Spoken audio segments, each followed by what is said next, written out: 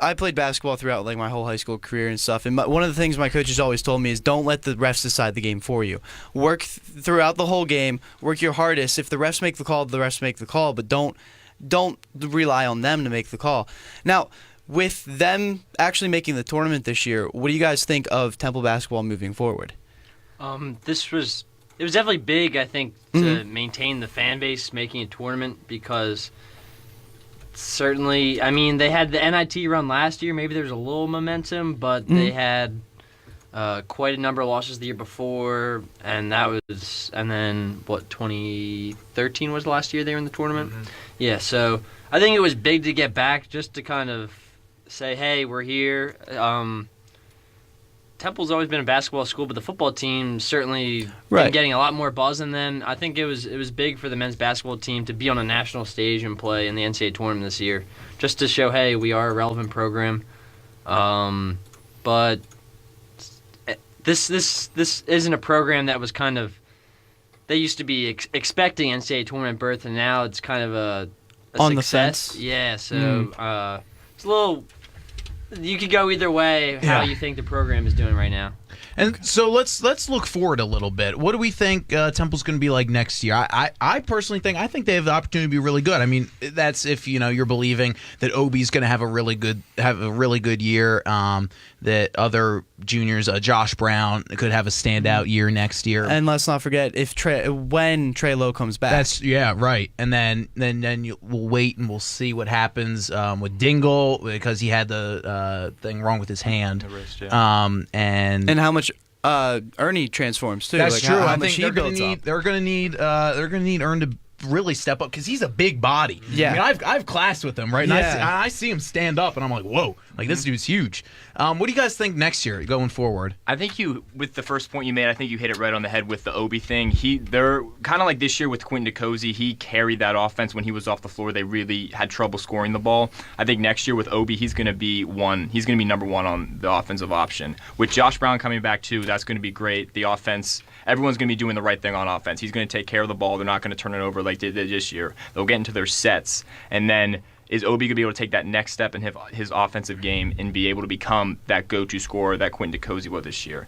He showed that he can hit the outside shot, but can he show where he can take someone down to the block, hit the mid-range shot, and then step out and take three, which he talked about after the Iowa loss. He said, I really need to transform my game. I need to take that next step. I need to work on those things. So if he plays well, if he plays to a Quentin DeCozy first-team all-conference level, I think they have this shot to relatively be the same, but I think they're just losing a lot with Quentin DeCozy, Jalen Bond, Devin Coleman, and then Devontae Watson. It will be interesting to see what happens next year going forward. But I think one of the things for me just watching the team this season, let me know what you guys think about this, is that was it that they were getting lucky a lot, right? Because some of the, honestly, in that game in Brooklyn, I mean, they could not rebound. They could not rebound at all. Like, they would just jump up and, there goes, okay, well, there goes that one. And I was like, honestly, hey, I guess it's their game to lose now at this point, right? And then they start pushing back, and I'm like, this is classic Temple, right? They can't rebound at all in the entire second half, and then it's like, but now we're going to overtime. Yeah, and you get the foul call on the three-point shooter. Right. It doesn't happen. Certainly, a couple bounces went their way. I think if you look at those adjusted efficiency rankings and stuff, Temple was not ranked a top 50 team. No. They were closer to 100. So, I don't know. In luck, they were like number 2 or 3 in the country. I think. Right. Yeah, so that is a valid point. There was talent on this team. I think they were a decent team. But like you said, there is something to winning a lot of those close games, right? Yeah. I know that they were on the positive side of a lot of those. So there is something to that, I guess. But you're right. I mean, if those balls bounced the other way, they could have been like 15, 15. Yeah. Right. I mean, because here's a team that was projected to finish 6th in the conference at the start of the season, and they finished the regular season champions.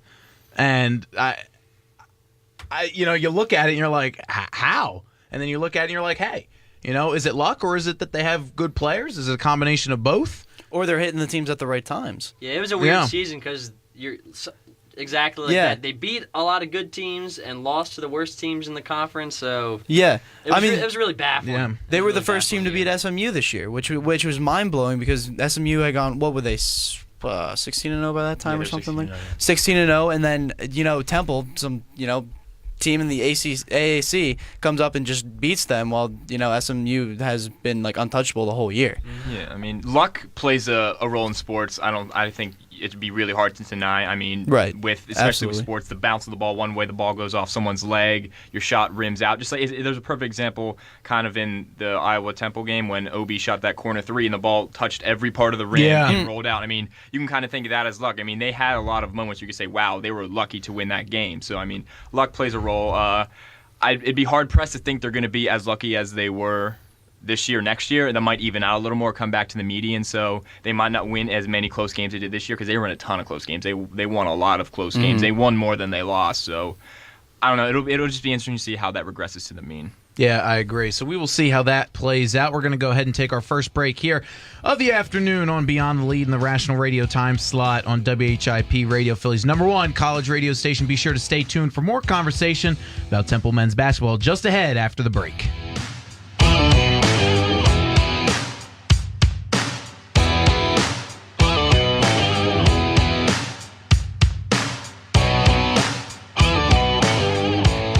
It's Thursday night, and you're grabbing drinks with some friends. Started off with a pitcher for the table, which quickly becomes 2.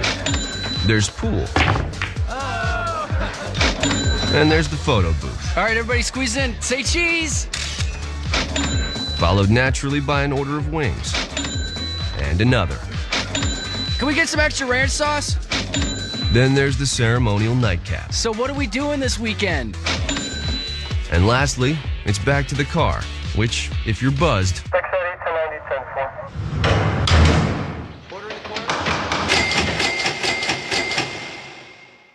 could be the most expensive night of your life. Getting pulled over for buzzed driving could cost you around $10,000 in fines, legal fees, and increased insurance rates. Nothing kills a buzz like getting pulled over for buzzed driving, because buzzed driving is drunk driving. Brought to you by the National Highway Traffic Safety Administration and the Ad Council. Nurse, I need you to apply pressure to the head wound until I can get to it. I'm concerned she's lost too much blood. Oh, no. You in the corner, who are you? You're not supposed to be here. She's my girlfriend, doctor. You need to wait out in the waiting room. Please, doctor, I want to stay with her. Look, she's been badly injured. So if you want to do what's best for her, you need to let us do our work. Please, doctor, she has to be okay. I didn't mean to do this. I love her. Wait a second.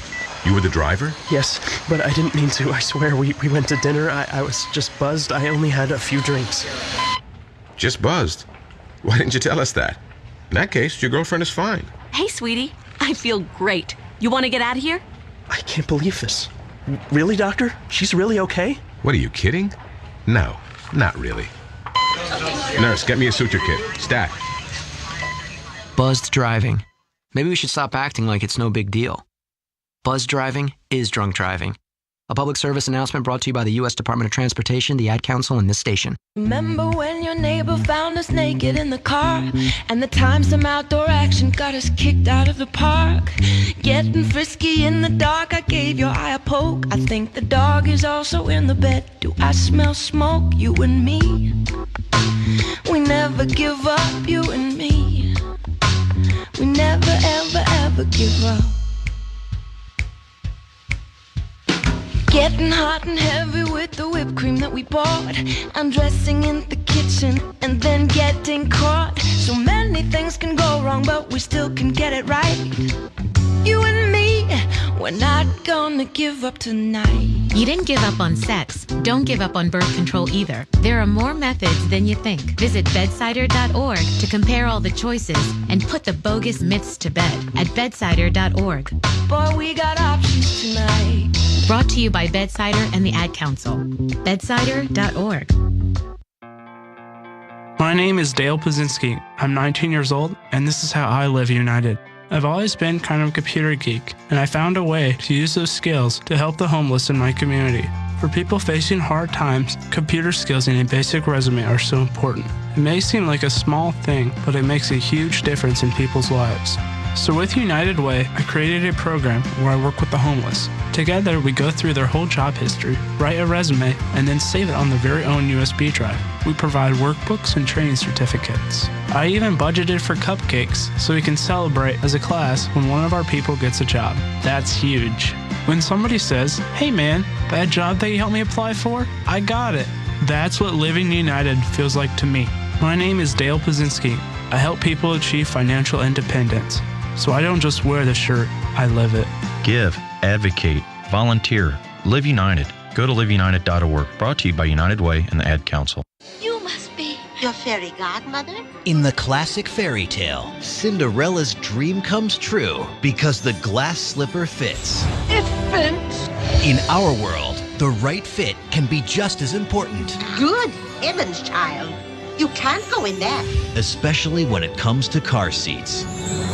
Always choose a car seat that's the right fit for your child's age and size. Oh, that does make a difference. To make sure your little pumpkin gets there safely every time. Hop in, dear. Thank you. Remember, you're responsible for protecting your children. Their happily ever afters are in your hands. For even more information about choosing the right car seat, visit safercar.gov/the-right-seat. This message has been brought to you by the National Highway Traffic Safety Administration and the Ad Council.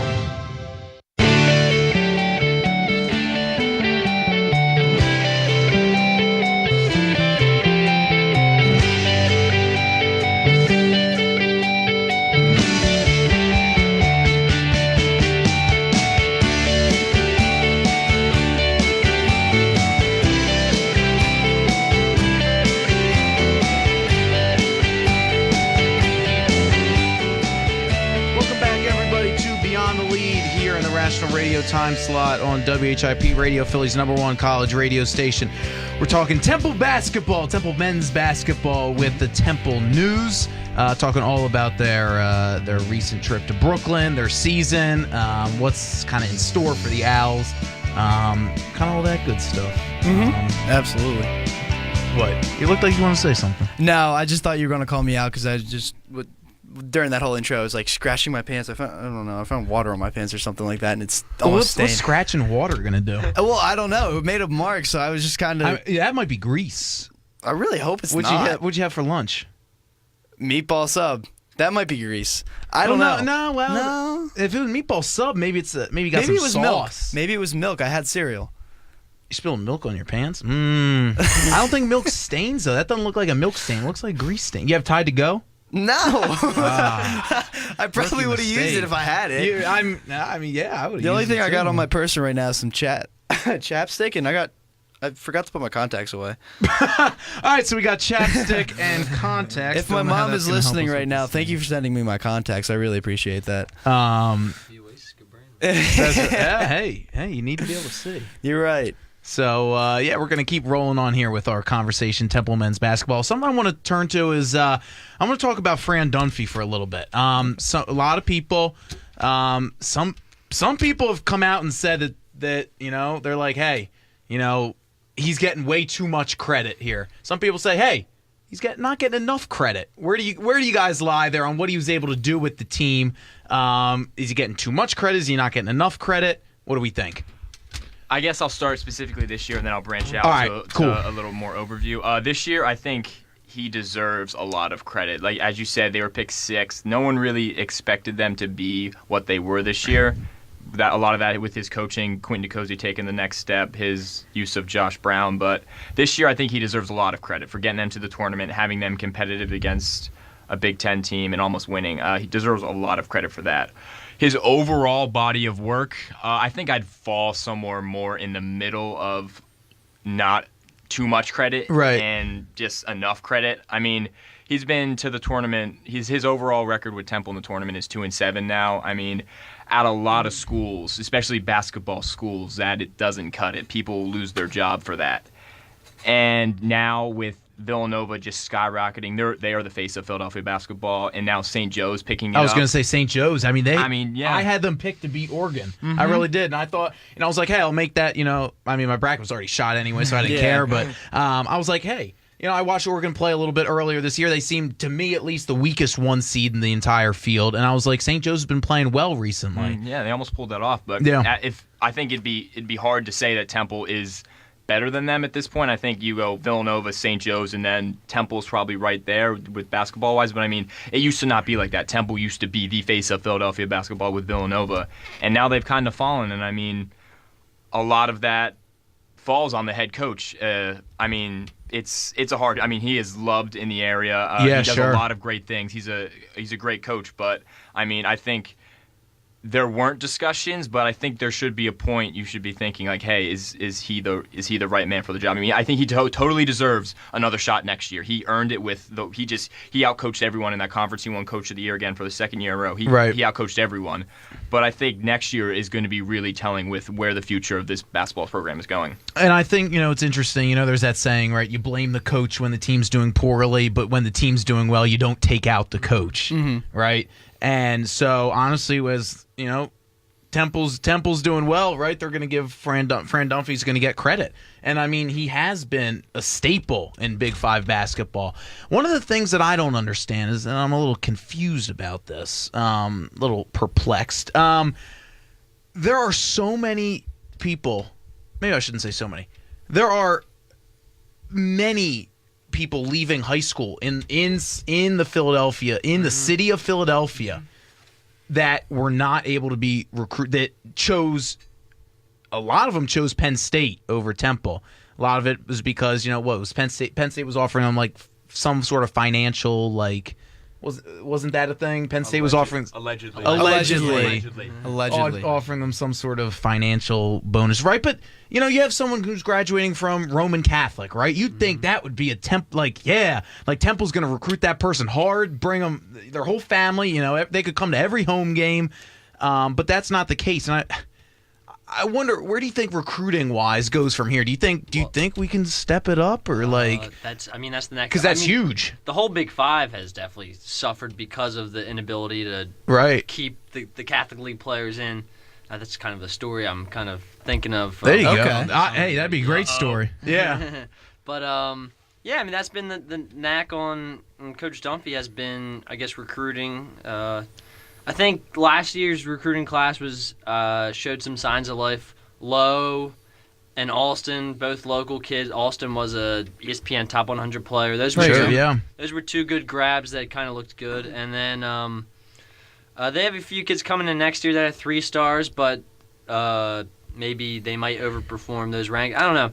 That's the thing. That is. I don't know how. Like, what are you? Because I don't know what he's competing against, like you said. I mean, look at like Jay Wright, right? Like, it seems. I mean, now, granted, Villanova is a better team, right? I mean, that's just the fact. Yeah. Which they're pulling a kid right now out of Hershey, Pennsylvania, who's 6'11". Mm-hmm. I mean, you look at what he's been able to do recruiting wise, and man, has he brought in some talent. Mm-hmm. Yeah. Oh, yes, he has. And brought in people that he's made talented. Mm-hmm. Yeah. So I think he's a terrific recruiter, and I think that's one of the things that Temple lacks. Is I feel like our recruiting game could step up, kind of get that boost. A lot of it goes back to AAU basketball. I mean, kids love playing AAU basketball. Yeah. It's a part of the game now that you, as a coach, you have to accept. You have to go out to those tournaments. You have to watch those kids. You have to recruit them while they're on the AAU circuit. And there was Aaron McKee in a column wrote by Rob Bookover of the Inquirer, kind of talked about the AAU culture and how it's kind of changed a little bit, and how it's changed players, and how it's kind of Temple's identity with that. And I mean, it almost kind of, the way I read Aaron McKee's comments, where Temple's a little hesitant and they're a little disappointed of the way AAU basketball's kind of changed it with the recruiting wise, because they're not getting those kids anymore with AAU basketball. I mean, and I think that I don't know anything about the AAU circuit, how to recruit kids or anything, but it's something that you have to accept and dip your foot in and say, hey, if we want these great local kids to stay local, we're going to have to go and compete with everyone on the AAU circuit. They're the ones that are beating them. Exactly. Right. You just can't expect to not recruit them that way, and they're going to come. It's just not going to happen. No, I used to play in the AAU circuit, and I can tell you. Look at you. Did you get any looks? I wasn't old enough to be looked at. It was more through like the end of middle school, like maybe freshman year in high school. I like played my last year. But I did play AU too. yeah, so what they would do is they'd have the showcases and stuff like that, which honestly they really didn't even keep score. They didn't care about anything about winning, losing. Sometimes you literally just played 3 games and you left. It was just they didn't keep score of those games. It was just they might have kept score, but really it doesn't count. I know Right. AAU baseball, when they go down to showcase tournaments, they don't keep score. You play 7 innings. The coaches are there to watch the players and recruit, and that's it. That's all it's for, and you're paying. Well, it's a money maker too. You're paying, sometimes thousands of dollars to go to these tournaments throughout the year. You're traveling to California. You're traveling to Florida. You're traveling to, and there's there's a nationals tournament. So you can go into your regional tournament, and it'll take you to eventually to nationals. You play your way through, and really, it's just all a big scheme to bring the best players to the one area for the big coaches to just watch. Yeah. That way it's cheaper for the coaches to just go and find these players. Sure. And you just pick them. I mean, it's something that has completely changed Yeah. basketball. And if it's something that Temple's just like, philosophically opposed to, I mean, they just need to get over that. I mean, if they're just flat out not going to recruit kids from AAU, then they're going to have to just be happy with the kids that they get that, they can go to the high school gym and like watch them play. I mean, I don't know of any other outside of AAU. I don't know of any other way to recruit them, right? The high school games, right? Watch them while they're playing with their high school team. Yeah, because if they're not playing with their high school team, then they're playing. If they're a big player, they're playing AAU year round. Yeah, they're not playing there. I mean, at my high school, I know that my senior year, the starting 5, they were all the same AAU team together. Yep. And that's typically how it works out. They'll play together, and they'll play with like the school next to them. Their starting 5 will play on the same team, and they'll just play together, and they'll all and they're be used to recruited. playing against each person and each different person, and. You can tell the people that play AAU versus the people who are just like, oh hey, I'm like, here to play for my high school team. Now occasionally you get the people that just play for their high school team and are amazing. But I mean the AAU brings a next level of competition. If you're a high school player and sometimes you get the players who don't play AAU and they still go on, but if you're serious, a lot of them usually play AAU basketball. Lowe and Alston played on the same team, and they had a lot. That's kind of how they were kind of more highly rated recruits. I see. Lowe's cousin, Malachi Richardson, who just had a big game for Syracuse last weekend, played on that team. They had a couple other guys, names. Now, where are they out of? Alston's, he went to the Haverford school. Yeah, okay, so they're area. They're from the area. His dad played at Temple, and then Lowe is Ewing, New Jersey, Okay. so he's close by, too. Yeah, so that they were both kind of local kids through the AAU circuit that were good grabs for Temple. And so, as a final question, wrap it up here. What was it like covering Temple basketball this whole season, throughout the whole season? Kind of impressions, things that were cool, things you got to do that were awesome. Go ahead, your impressions. Overall impressions, I think it was a really cool team to cover. They had a lot of storylines, whether it was the seniors or whether it was their thousand comebacks, it seems like. Or, yeah, right. I mean, we got to travel a lot. I got to cover the game when they played North Carolina, who went at number 1 in the Veterans Classic. Got to go to the NCAA tournament game. I mean, the players they had great personality. A lot of the interviews turned out really well. I mean, as a writer, that's all you can ask for. Right, storylines sure. With great interviews. So I mean, overall, I think it was great. I mean, I don't think it was football is different because football and basketball, I don't think you really compare the coverage of the two because I cover football too. But I mean, okay. I think basketball, I don't think I could have really asked for much more with the team I got. So yeah, it was. I mean, you never knew what you were gonna get when you went to cover a game, whether it was a 62-60 loss to East Carolina or kind of handled win over SMU. You never knew what was gonna happen when you walked into the League Center covering the team this year. And like you said, there were a lot of good personalities on the team. They were really easy team to cover. There were so many storylines with the up and down season, and then just kind of the makeup of the team with the young kids, and then you had the old guys like Coleman and DeCozy breaking out. A guy like Obi, you weren't really sure. There were so many good storylines to cover, and it really was. I mean, our job was pretty easy this year. Yeah, that's good. Well, I'm glad that you guys were able to come by and talk to us about this. It was great having you guys here. Thanks for stopping by. No problem. No problem. Our pleasure. Hopefully get that stain out, man. That's right. I'll Yeah, try. Nate's still scratching over here. Yeah, I'm really confused by that. If your mom's It's baffled. listening, she's going to be upset. Yeah, those she are might nice be. pants. Those are I'm nice waiting- pants you just stained. I'm waiting for a text. Yeah. All right, we're going to go ahead and take another break here. You are listening to Beyond the Lead on WHIP Radio, Philly's #1 college radio station. Stay tuned. Women's basketball is up next, right after the break.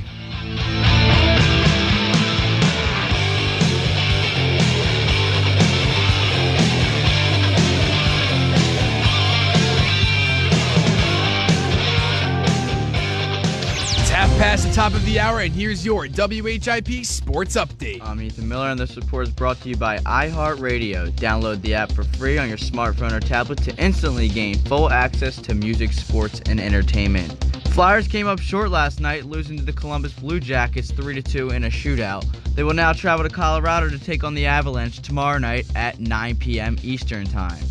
The Flyers aren't the only Philadelphia team in Denver this week. The Sixers will be there tonight, taking on the Nuggets for a 9 p.m. Eastern Time tip-off. In other around-the-league NBA scores, the Thunder slipped past the Rockets 111-107 last night. Kevin Durant led all scorers with 23 points. The Phils fell to the Twins yesterday by a score of 7-5. That puts the Fightin' Phils at 14-6 for this spring training season. They'll take on the Houston Astros tonight at 6:05. Temperatures are starting to rise in Center City. We'll see a high of 72 degrees with a mostly cloudy day. Now, the writer from the Temple News to talk about women's basketball is here, and we're going to take a quick break, let him get set up in the studio. So stay with us here on Beyond the Lead on WHIP. My Radio, name is Ruth #1 Rusey. college radio I'm a station. retired teacher. I'm 91 years old, and this is how I live united. I say retired, but not really. Once a week, I read books to children as part of United Way's education program. Reading to a child creates links between language and literacy. It creates a bond between grown-up and child. And believe it or not, it prepares them for a better academic future. Oh, we read about frogs and flies and pigs with wings, all sorts of juicy stuff. It's a joy to watch all those little faces. I figure I have the time and they have the need. And I've always believed that if we're not here to help each other, then what are we here for really? My name is Ruth Rusey. I help kids prepare to succeed in school. So I don't just wear the shirt, I live it. Give, advocate, volunteer, live united. Go to liveunited.org. Brought to you by United What's Way. going and the on, Ad everybody? Council. We are back here on Beyond the Lead on WHIP Radio, Philly's #1 college radio station. We are now joined in the studio by Mark, who is the Temple women's basketball beat writer. And Mark, their season's still going, and you're still working. Yeah, third round of WNIT, so season's lasting a little bit longer than the men's this season, and hopefully they keep it a little bit longer this season as well. So what has been one of the most, I guess, interesting things in covering women's basketball this season? I think it's very different than men's basketball. I think it's a little bit of a slower pace, but I think that it's definitely, just as exciting. With the reformatted, 4 quarters instead of the 2 halves this year, and with 5 fouls, it's shooting 2 shots. I think it was definitely it definitely brought a different type of intensity to it rather than men. I think, it seems like every point counted since, a lot of the games were really, really close for them this year. But, they were definitely an interesting team, and it was unfortunate that they didn't get selected for the NCAA tournament. But, they're making the most of it in the WNIT. Now, what do you think in the WNIT? What do you think that they need to do in order to keep going? What do you see that they need to improve on in order to, possibly make it to a championship? Well, in their second round game against Quinnipiac, they actually lost to them earlier in the regular season, and they played it with a different lineup. They played with 4 guards and their center, Sophia Martin, who hasn't really played since the start of the conference season. Actually, she's gone, just a couple minutes averaged. And when they switched to the 5-guard lineup, they played with a lot of better tempo. They started to do a lot better in transition, and I think in order for them to win tomorrow against Ohio and then the potential winner of Michigan and San Diego, they just really need to play their style, as in just getting steals, making transition buckets, and capitalizing on momentum. Now, what do you think? What do you think realistically is their chances of making a championship or making it even? It'd be pretty cool if they did. Well, yeah, that'd be huge. But even making it past this next round or the round afterward. Well, I think that they should be favored to beat Ohio tomorrow night. Okay. They should beat them. Michigan and San Diego, I don't really know Michigan that well, but I would probably assume that they would be, pretty even matchup with them to get back to the Final Four, which is where they were last season. But last year they got to the Final Four in the WNIT and they played 4 road games and they only played 1 home game, and tomorrow will be home for them. So I think that if they have a pretty good record at home this season, and I think if they get some home matchups, it'll be good for them down the stretch, getting to a possible championship game. And so, what was it like going up? I assume you traveled with the team up to Connecticut. Oh, right? I didn't. You did not. Oh, you didn't. No, unfortunately, because we were gonna, if they made the NCAA tournament, we were gonna use the budget for that. Oh, okay. Yeah, so it was a little unfortunate. Did you watch the game at least, or see parts of it, see highlights of it? Yeah, I watched the South Florida game, and they were in it till the pretty much the fourth quarter, which is what was pretty similar to what they played against them when they visited South Florida towards the end of the regular season. They kind of stayed close, and then South Florida kind of pulled away towards the end of the third quarter, start of the fourth. And so during the season, who've kind of been the key players for Temple women's basketball? Well, Aaliyah Butts, she's the all-around scorer for everybody. She has actually been struggling from the 3-point range, in the past month and a half or so. But against Drexel, she turned it on. She was 5 for 8 that time, and previously she hadn't made more than 2 3-pointers, and she was going 2 for 8, 1 for 7, and so they really needed her to step up, especially this time around the season, and she's doing that for them, and as well as Fiona Fitzgerald, who was really good in the beginning of the season. She was one of the best scorers in the nation, and she started to dip a little bit, but that was kind of expected. But she's the all-around point guard for them. She's going to be the one that's going to be sharing the ball with everybody and creating opportunities. And so, what do you make of Coach Tanya Cardozo? What do you think her influence on the team has been this season?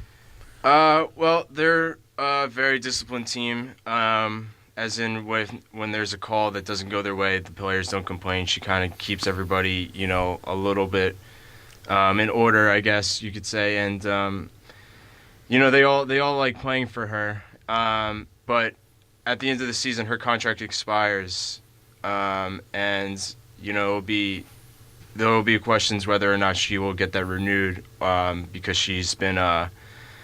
She only got to 3 straight NCAA tournaments in her first 3 years under Dawn's players, and so this is her 3rd WNIT appearance in the past 5 years with no NCAA tournament appearances. So it'll be interesting to see at least where she goes.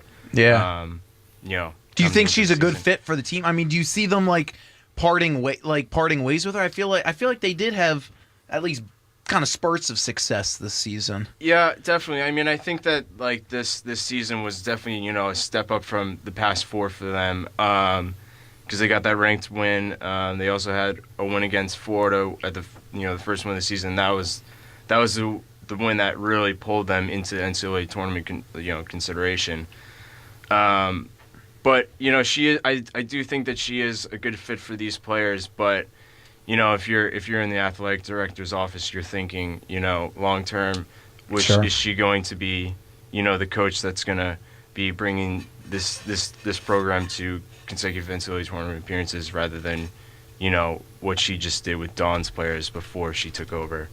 And what do you think, if anything, is kind of the thing that's holding them back from making the tournament? Do you think they just need to? Is it recruiting? They need to recruit better, or is that they're up against really tough competition?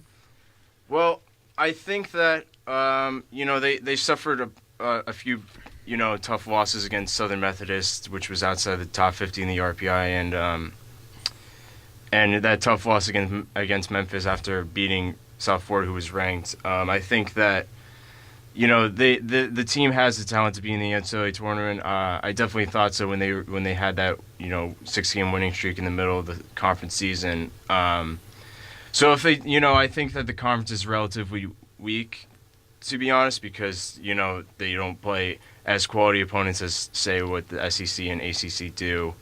They have South Florida and UConn, but besides that, everybody's a little bit subpar, and it's tough for them to get into the national conversation each year with that.